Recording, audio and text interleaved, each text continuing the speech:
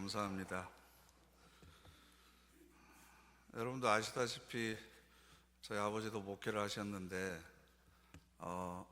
자상한 성품이셨지만 자녀들에게 그렇게 따뜻한 애정 표현을 하는 데는 좀 서투르셨어요. 저희들의 부모님들이 다 그러셨죠. 31년생이시니까 살아계시면 이제 90이 훨씬 넘으셨을 텐데, 그래서 제가 초등학교 들어갈 때 입학식에도 안 오시고, 초등학교 때 학교에서 행사 많이 있잖아요. 운동회도 하고 그러는데 한 번도 안 오시고, 초등학교 졸업식, 중학교 입학식, 중학교 졸업식 한 번도 학교에 나타나지는 않으셨습니다. 혹시 장장로님 가셨나요? 그래서 제가 한 번은 서운한 얘기를 좀 했었거든요. 고등학교 때로 기억을 하는데 왜 아버지는 입학식이나 졸업식 때 한 번도 오시지를 않느냐. 이제 그랬더니 웬일로 고등학교 졸업식 때 아버지가 오신 거예요. 근데 제가 안 갔습니다. 왜냐하면 제가 졸업식 날짜를 그 다음 날로 착각해서 지금 생각하면 웃을 일인데요. 친구 졸업식장 가서 한참 축하해주고 보니까 제 졸업식도 그날인 거예요. 그래가지고 아버지 앞에 2시간 동안 무릎 꿇고 앉아서 훈계의 말씀을 들었던 게 아직도 기억에 납니다. 그리고 일주일 늦게 학교 가서 담임선생님께 머리를 조아리면서 죄송하다고 졸업장을 받아왔던 기억이 있습니다. 그래서 제가 왜 아버지는 입학식이나 졸업식 때 한 번도 아들들 행사에 참석하지 않으시냐라고 물어봤더니, 그때 저희 시골 교회에는 장로님이 경영하시는 고아원이 있었습니다. 영예원이라고 불렀었는데요. 그 고아원에 있던 아이들도 저희 교회를 다 다녔었거든요. 그러니까 야, 내가 너네들 졸업 입학식 참석을 하면 부모가 없는 애들도 있고, 그죠? 그리고 부모가 있지만 가볼 수 없는 형편에 있는 교인들도 있고, 또 우리 교인 아이들이 있잖아요. 교회 학교에 다니는 아이들도 부모가 오지 못해서 서운한 아이들도 있을 텐데 내가 거기 때마다 등장을 하면 얼마나 더 쓸쓸하겠냐. 그러니까 내가 일부러 안 가는 거다.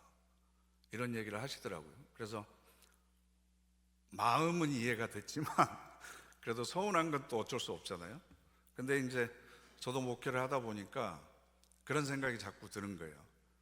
가정의 달을 맞이해서 또 오늘 우리가 온 가족 주일 예배를 드리는데 모든 가족이 함께 모여서 예배를 드릴 수 없는 여러 가지 형편과 사정이 있는 가정들이 있을 것이라고 생각을 하면 거기에 좀 훨씬 더 마음이 쓰이는 것도 사실입니다. 그래서 여러분들도 그런 가정들을 위해서 많이 기도해 주시기를 바라고요. 오늘 아침에 저에게 그 시를 보내주시는 분이 계세요. 매일 아침마다 시 한 편을 저에게 보내주시는 분이 계시는데 이런 시를 보내주셨어요. 그래서 제가 여러분들과 나누려고 합니다. 허유미 님이 쓴 소라 맛 보려면이라는 시입니다. 소라 맛 보려면. 소라 맛을 보러 왔다며 술 한 잔 먹고 소라 몇 번 씹고 소라 맛 좋네 하는 손님에게 엄마는 말했다. 고추 맛을 보려면 수백 개의 해와 수백 개의 달과 수만 개의 빗방울을 생각한 다음에야 아삭한 고추 맛을 아는데, 소라 맛을 보려면 마라도 끝에서부터 오는 물살과 수십 번의 숨빗소리를 생각한 다음 먹어야 소라의 고소함을 알 수 있어요. 아줌매, 소라 맛 알다가 세월 끝나면 어쩌요? 소라 잡다 세월 끝나는 사람도 있으니 소라 맛 알다 세월 끝나는 사람도 있어야지요. 소라 팔며 자식 키우다 세월 끝나는 부모가 있으면 죄송합니다. 부모 마음 알려고 세월 끝나는 자식도 있을 테고요. 오늘 제가 왜 이런지 모르겠네요.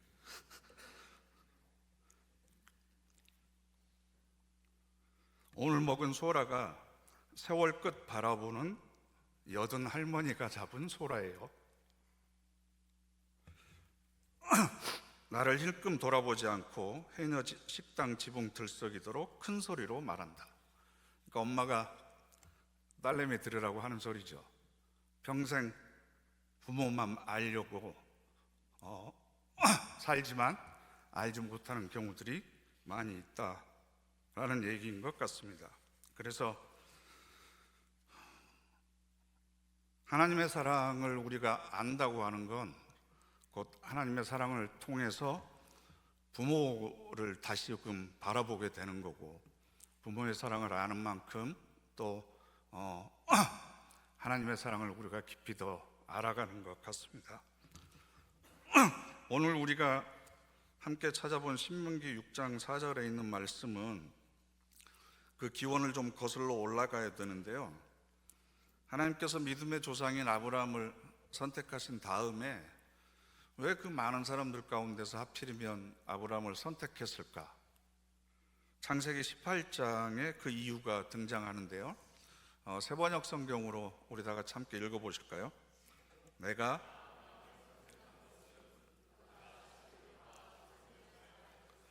나에게 순종하게 하고 바른 일을 하도록 가르치라는 뜻에서 한 것이다.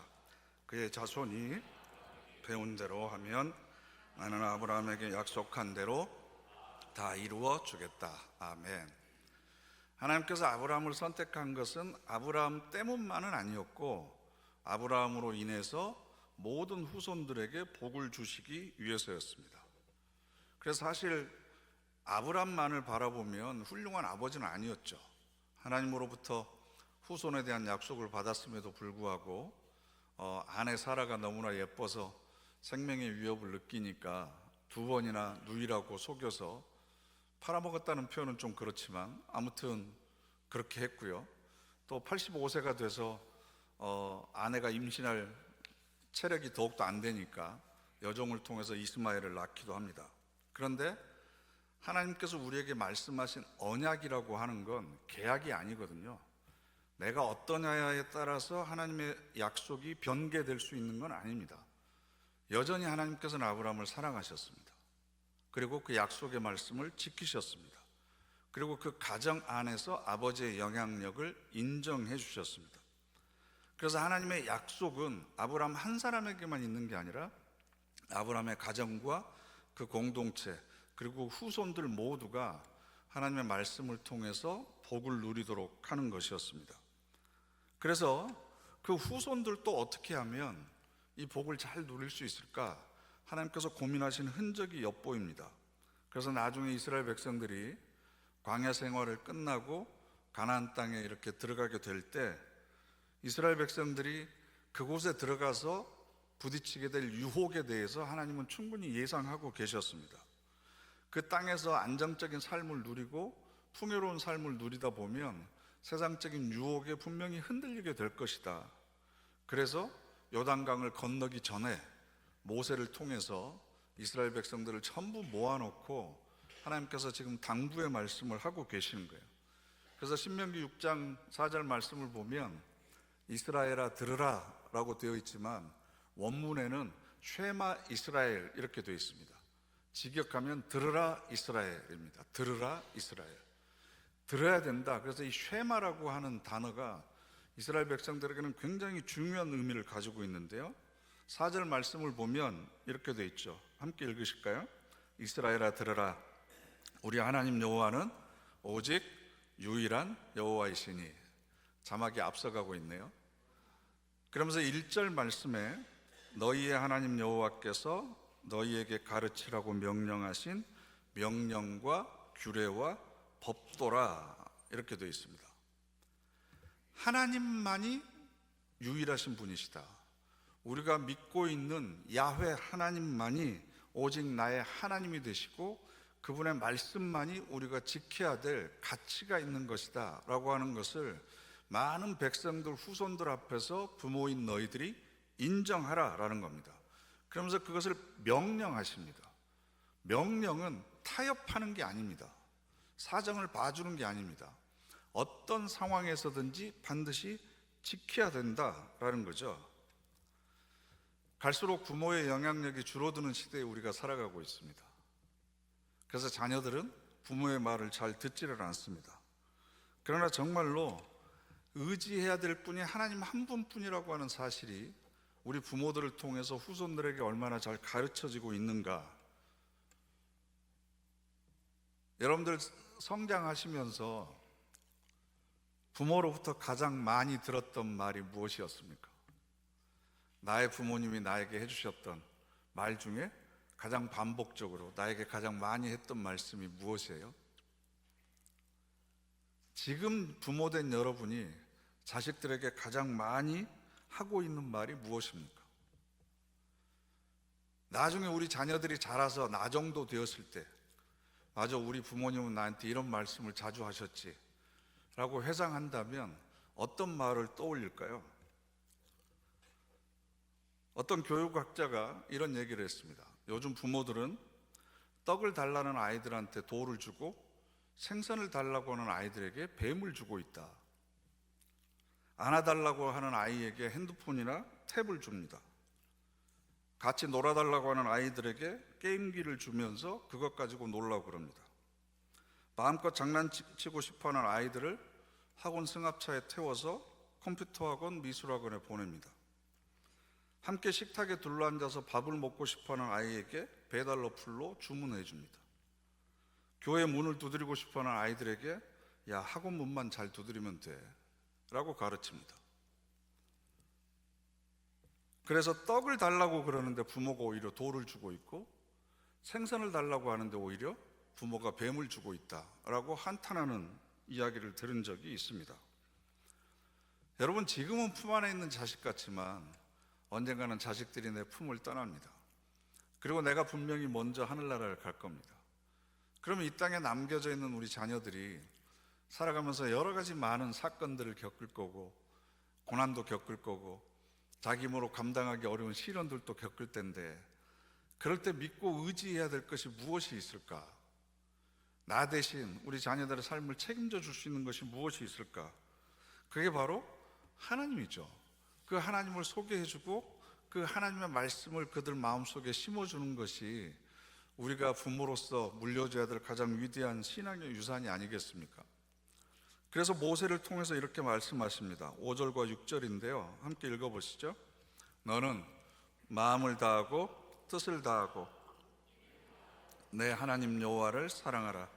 오늘 내가 내게 명하는 이 말씀을 너는 마음에 새기고. 다하고 다하고 다하여 계속 지금 반복되고 있잖아요. 여기서 마음이라고 하는 것은 심리학에서 말하는 마음이 아닙니다. 영성에서의 마음은 우리 존재의 가장 깊은 차원을 이야기합니다. 우리 존재의 심연을 말하는 거죠.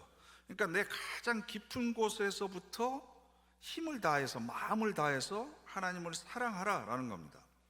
가장 깊은 곳에서 하나님을 만나야 되는데 그 존재의 심연에서 하나님을 만나지 못하니까 자꾸 피상적인 것만 붙들고 있습니다. 사랑하는 남녀가 자신의 가장 깊은 곳에서부터 서로를 만나야 되는데 그렇지 못하니까 자꾸 학벌 따지고 재산 따지고 성격 따지고 이러는 것과 마찬가지죠. 두 번째, 뜻이라고 되어 있는데요. 이 뜻은 네페쉬라고 하는 단어인데 생명, 영혼, 숨결 이런 뜻을 가지고 있습니다. 즉 내 삶 전체, 목숨을 다해서 하나님을 사랑하라라는 거죠. 내 존재 전체를 걸어야 된다라는 겁니다. 유교에서 말하는 뜻 지자 있잖아요. 뜻 지자는 한 사람이 어떤 길을 따르기 위해서 전 생애를 거는 도덕적인 결단을 이야기할 때 뜻 지자를 사용을 합니다.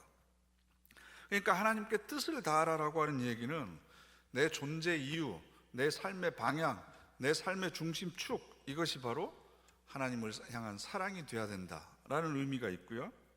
그 다음에 힘을 다해서 사랑해야 됩니다. 여기서 힘이라고 하는 것은 물리적인 힘을 이야기하는 것이 아니고 하나님께서 나에게 허락해 주신 시간과 열정과 물질과 지식과 재능과 삶의 모든 기회와 영향력, 이 모든 것들을 통해서 하나님을 사랑하라는 겁니다. 내 모든 삶의 자원을 동원해서 내 모든 역량을 극대화해서 하나님을 사랑하라는 거죠. 여러분도 그런 경험 있으셨겠지만 사랑에 빠진 사람은 자기가 가지고 있는 모든 힘을 사랑하는 데 사용합니다. 심지어는 내 생명과 목숨까지도 전혀 아까워하지 않고 사랑하는 대상에게 쏟아붓습니다. 하나님께서는 자신의 독생자 아들을 죽이시면서까지 우리를 사랑하셨던 것만큼 우리도 마음과 뜻과 힘을 다해서 사랑하라라는 거고요. 이것은 특별히 이스라엘 백성들 중에 부모에게 하시는 말씀입니다. 그런 모습을 자녀들에게 보여라라는 거죠. 자녀들에게 보여라. 자녀들은 부모의 뒷모습을 보고 배웁니다. 부모의 훈계를 듣고 자라는 것이 아니라 삶의 모습을 뒤에서 지켜보면서 그대로 따라하게 되는 거죠.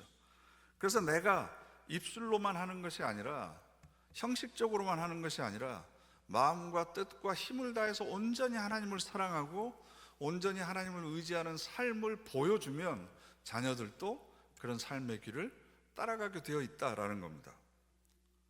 그 다음 신명기 6장 7절부터 9절 말씀인데요, 함께 읽어보실까요? 내 자녀에게 부지런히 가르치며 집에 앉았을 때에든지 길을 갈 때에든지 누워있을 때에든지 일어날 때에든지 이 말씀을 강론할 것이며 너는 또 그것을 내 손목에 매어 기호를 삼으며 내 미간에 붙여 표로 삼고 또 내 집 문설주와 바깥문에 기록할지니라. 아멘. 언제 어디서든지 집에 들어가든 아니면 다시 나오든 앉아있든 서있든 어떤 때든지 하나님의 말씀을 항상 기록하고 기억하고 가르치라라는 겁니다. 그런데 재미있는 건요, 여기에서 내 손목에 매어 기호를 삼고 내 미간에 붙여 표로 삼으라라고 하는 말씀이 있어요. 그래서 실제로 유대인들은 나무로 조그마한 경문 상자를 만들어서 그 안에다가 말씀을 기록해서 넣은 다음에 손목에다가 이렇게 팔찌처럼 차고 다니거나 아니면 이마 사이에다가 미간에다 이걸 붙이고 이렇게 머리띠처럼 하고 다니는 사람들도 있습니다. 그럼 왜 하나님의 말씀을 손목에다가 이렇게 매라고 그랬고 이 미간 사이에다 붙이라고 그랬을까?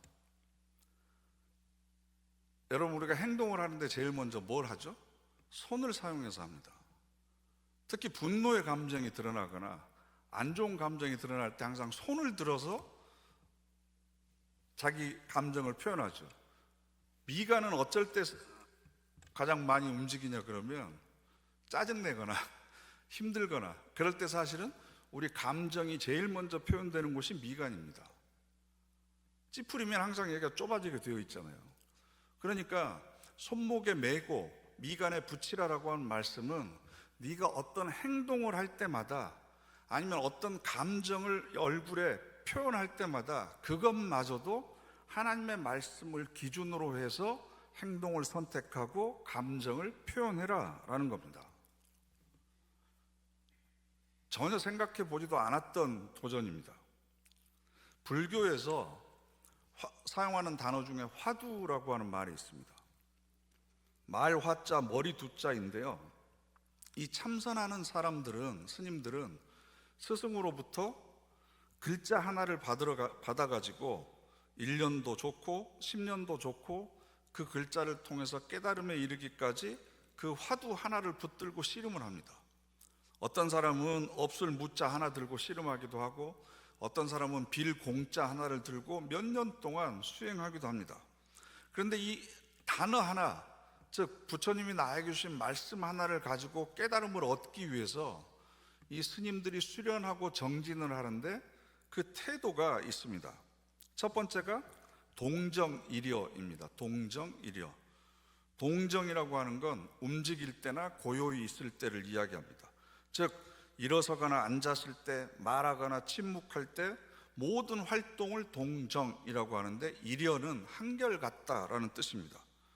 그러니까 일상의 모든 활동을 하면서 한결같이 그 화두를 머릿속에 붙들고 씨름해야 된다라는 거고요. 두 번째가 몽중일여입니다. 몽중일여. 꿈꾸는 중에서도 그 글자 하나를 붙들고 그 글자의 의미가 무엇인지를 계속해서 묵상을 하는 거죠.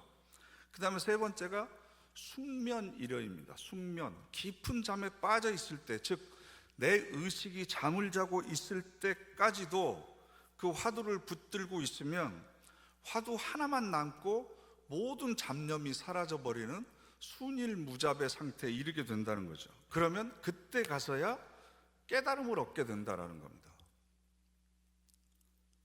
그래서 수행을 하는 스님들은 앉을 때든지 일어설 때든지 꿈을 꿀 때든지 아니면 깊은 잠에 빠져 있을 때든지 그 글자 하나를 가지고 의미를 깨닫고 진리를 발견하기 위해서 그렇게 애쓰고 몸부림치고 진리를 깨닫지 못하면 자기 손가락이라도 자르는 자해를 하면서까지 진리에 정진하고자 애씁니다.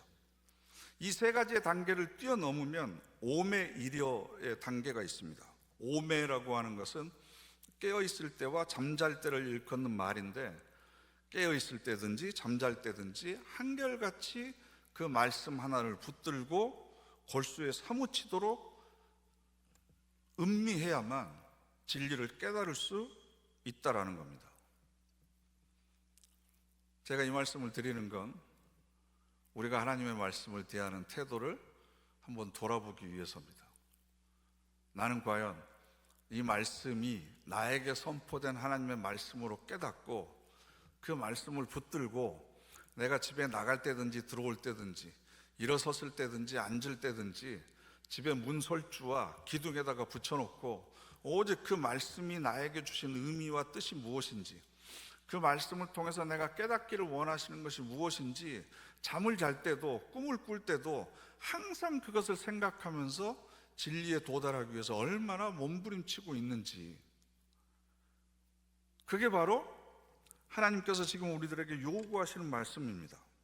하나님만만 생각한 나머지, 하나님의 말씀만 붙들고 있는 나머지 하나님만 남고 다른 모든 것은 다 사라지는 것, 세상에 대한 염려나 불안이나 걱정이나 마음속의 시기나 증오심, 질투, 이 모든 것들까지도 다 사라져버리고 오직 하나님의 말씀만 남아있는 그 순일무잡한 상태에 이르는 것, 이게 바로 하나님께서 진리를 향해서 우리를 초청하시는 부르심입니다.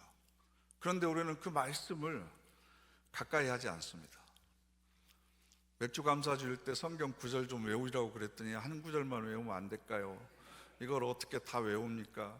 돌아가면서 하나씩만 외우면 안 될까요? 마음속에 그것을 새기고 꿈속에서라도 붙들고 그 말씀이 맥주 감사주의를 통해서 하나님께서 나에게 주신, 우리 가정에게 주신 말씀이다.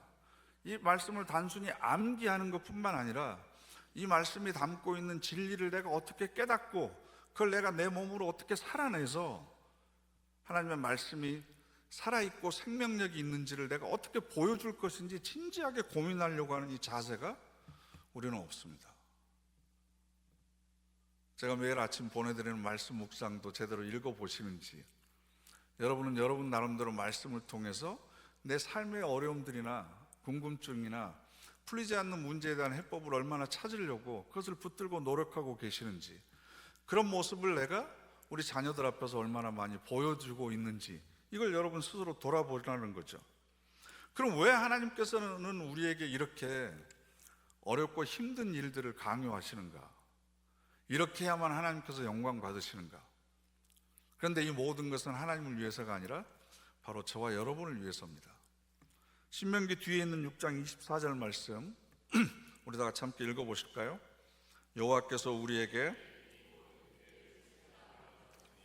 이는 우리가 우리 하나님 여호와를 경유하여 항상 복을 누리게 하기 위하심이며 또 여호와께서 우리를 오늘과 같이 살게 하려 하심이라. 아멘.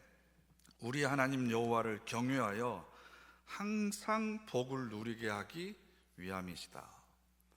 우리가 항상 하나님 안에서 세상이 줄 수 없는 지고지순한 복을 누리면서 살아가도록 하기 위해서 하나님께서는 그 말씀을 붙들고 살아가는 것을 우리에게 원하고 계십니다. 그리고 그런 모습을 우리가 내 삶을 통해서 자녀들에게 보여주기를 원하고 계십니다.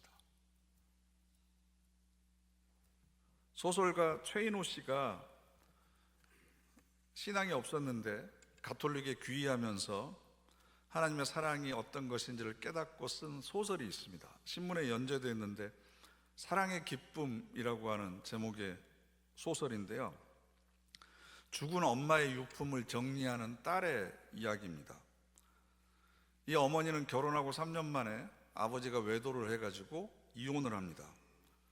그래서 어릴 적에 이 아이, 딸아이를 키우던 엄마가 아이가 초등학교에 가니까 아빠를 그렇게 좋아했던 딸이 아빠를 너무 많이 찾는 거예요. 그래서 딸을 아빠에게 보냅니다. 그리고 양육권을 포기합니다. 그런데 이 딸이 고3이 되었을 때 아빠가 교통사고를 당해서 사경을 헤매게 됩니다. 그러니까 이 딸이 엄마에게 찾아와서 아빠를 용서했으면 좋겠다. 아빠가 회상할 수 없으니까 가시는 길이라도 편하게 가실 수 있도록 엄마가 가서 아빠를 용서한다고 얘기해 줬으면 좋겠다. 그런데 엄마는 그런 요청에 대해서 거절합니다. 그리고 아빠가 죽습니다. 그러니까 그 아빠의 죽음이 엄마 때문이다라고 이 딸은 생각해서인지 엄마에 대한 분노로 거식증과 자폐증과 우울증이 오면서 인생이 망가지기 시작합니다. 그런데 엄마는 그 딸을 정성껏 돌봅니다. 따뜻하게 대해줍니다. 온갖 치료를 다 해줍니다. 그럴수록 이 딸은 자신도 통제하지 못하는 분노와 두려움과 그리고 불안이 계속되면서 조금도 회복되질 않습니다. 조금 나아지니까, 제정신이 돌아오니까 아빠 닮은 유부남과 사귀면서 엄마를 고의적으로 괴롭힙니다. 그리고 엄마가 반대하는 남자를 찾아서 결혼을 하고 또 이혼을 합니다. 그러면서 자신의 불행이 엄마에 대한 복수고 엄마를 괴롭게 하는 것이 아빠의 죽음에 대한 보상을 받는 것이라고 착각했습니다. 그리고 그런 과정을 통해서 엄마가 고통스러운 병이 들어서 암으로 세상을 떠나게 됩니다. 그러니까 이 딸이 유품을 정리하러 가는 것, 이게 바로 이 소설의 시작인데, 엄마의 방에 가보니까 오래전에 써놓은 편지가 있는 거예요. 편지 수신인은 엄마가 사랑했던 남자였습니다. 결혼하고 3년 만에 이혼했고, 그리고 나서 다시 만났던, 그래서 16년 동안 사랑했던 남자였습니다. 그 편지들을 보면서 이혼 후 어머니의 삶과 그리고 사랑에 대한 새로운 시각들을 얻게 됩니다. 그리고 이 엄마가 사랑했던 그 남자가 미국의 교환교수로 가 있다는 것을 알고 이 딸이 그 교수님을 찾아갑니다. 엄마랑 그토록 그렇게 아름답게 사랑을 했음에도 불구하고 왜 사랑이 이루어지지 못했는지, 왜 이렇게 따로 헤어져서 살았는지 묻습니다. 그러니까 그 교수님이 엄마로부터 받은 편지 한 통을 내어놓습니다. 이 엄마는 영문학을 전공을 해서 이혼을 해가지고 번역하면서 생활을 했는데 30대 중반에 이 40대 초반에 영문학자를 만난 거죠. 노총각이었습니다. 그래서 두 사람이 너무나 뜨겁게 사랑을 했고 이 교수가 교환교수로 가기 전에 엄마에게 청혼을 합니다. 그런데 이 엄마가 교수님에게 이렇게 편지를 씁니다. 나는 당신을 너무나 사랑합니다. 그러나 당신보다 더 사랑하는 한 사람이 있습니다. 그 사람을 위해서 나는 살아야만 합니다. 그래서 당신에게 갈 수 없습니다.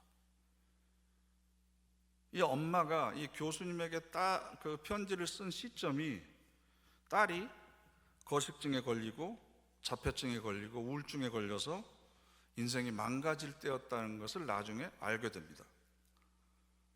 그러니까 이 남자를 사랑했던 것이 너무나 글 속에 배어 있음에도 불구하고 이 남자보다 더 사랑하는 존재가 바로 나였구나라고 하는 사실을 나중에 발견하게 됩니다. 나는 엄마에게 복수하기 위해서 엄마를 괴롭히고 그래서 엄마를 병들어 죽게 만들었는데 엄마는 나를 위해서 자기의 행복과 미래를 포기하고 끝까지 나를 돌봐줬구나. 그래서 이 딸이 통곡하죠. 그렇게 통곡하는 가운데 그 한 줄기 빛이 마음속에 비치는 걸 느낍니다. 그때 깨달은 게 이런 겁니다. 그렇구나. 나는 소중한 사람이구나. 나는 사랑받는 존재구나.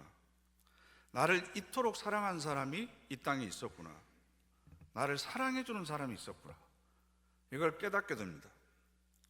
그리고 그 사랑이 결국 자신을 사랑해줄 사람은 없었지만 그 사랑의 힘을 딛고 다시 우울증과 자폐증을 딛고 정상인으로서 살아갈 수 있는 힘을 얻게 됩니다. 우리가 인생의 어려움을 이겨나갈 수 있는 힘은 바로 이 사랑입니다. 사랑. 우리가 그 사랑을 언제까지 자녀들에게 공급해 줄 수 없습니다.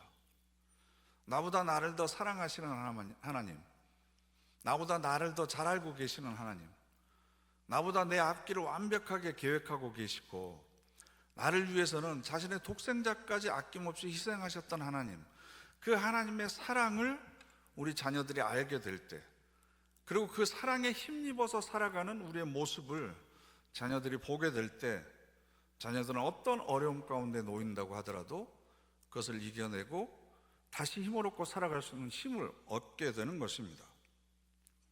그래서 잠언 18장 10절 말씀을 보면 여호와의 이름은 견고한 망대라, 의인은 그리로 달려가서 안전함을 얻느니라. 언제까지 우리가 견고한 망대가 되어줄 수 없습니다. 버팀목이 되어줄 수 없습니다. 그러나 영원한 사랑으로 우리를 지켜주시는 하나님, 그 한 분만이 나를 지켜주실 수 있고 나의 자녀들을 지켜주실 수 있고 우리 가정의 버팀목과 망대가 되어주실 수 있습니다. 그래서 그 하나님의 사랑으로 혹시나 회복하지 못하고 있는 상처가 있다면 상처가 치유되기를 바라고, 여러분들의 가정이 온전하게 에덴의 동산으로 다시 회복되는 은총이 함께 하시기를 간절히 바랍니다. 기도하겠습니다. 이 시간 우리 다 같이 합심해서 결단의 기도 드리겠습니다. 하나님, 가정을 통해서 하나님의 사랑을 깨닫기를 원합니다. 또 불완전하고 한계가 있고 그래서 상처와 아픔을 많이 주는 과거도 있었지만 하나님, 그 무엇도 덮고도 남을 만한 하나님의 사랑으로 우리 가정이 다시 회복되기를 원합니다. 그 사랑 가운데 거하게 하시고 그 사랑을 힘입어서 살아가는 부모와 자녀들 되게 하여 주시옵소서. 우리 다 합심해서 결단의 기도 드리겠습니다.